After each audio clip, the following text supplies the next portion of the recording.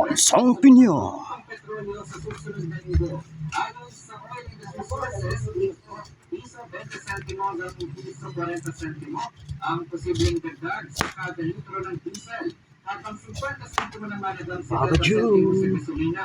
Posible naman maglaro sa 70 sentimo hanggang 90 sentimo ang taas presyo sa kada litro ng kerosene. Kabilang naman sa nakaapekto ay naasahang pagbaba sa oil production ng Amerika at naging pag-atake ng Houthi rebels sa mga barko sa Red Sea.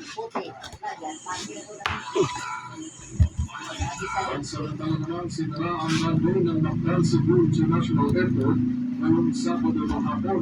Sa piso ng NCIA, simula alas 3 kanina nakisara ang runway dahil sa nakitang problema. Agad na marunong nagtutuloy ng mga team na magsimula ng inspeksyon at agad ang pagtutuloy. Nakikipag-ugnayan niya ang NCIA sa mga airline company upang maiwasan ang iba pang aberya. Nag-abiso na ang paliparan sa tuloy at pagbabago ng flights. Hinday pa na diesel issues ang opisyal na pahayag ng Civil Aviation Authority of the Philippines o CAAP. Kaugnay ho ng balitang yan, kanselado na nga ilang flight ng Philippine Airlines sa Mactan Cebu International Airport ngayong araw. Ayon sa abiso dahil ito sa sinasagawang repair sa runway ng naturang paliparan.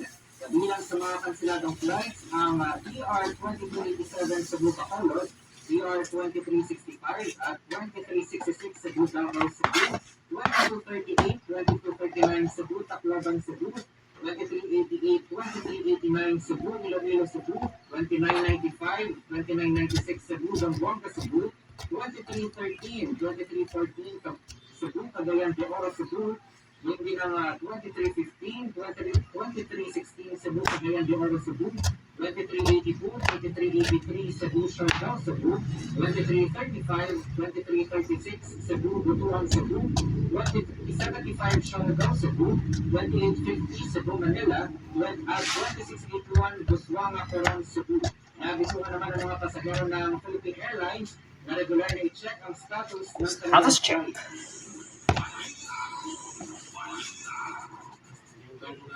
May pataras na abiso ang International Airport International Airline Company at Golden ang Cebu Pacific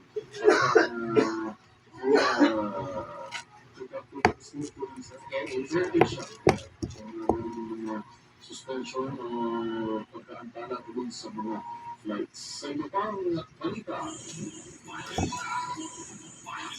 nung nagtutupad ng malawakang balasahan ng Philippine National Police sa kanilang hanay, hindi bababa sa 10 opisyal ang apektado ng balasahan with awareness at It's done. It's finger licking good. ng mga komunidad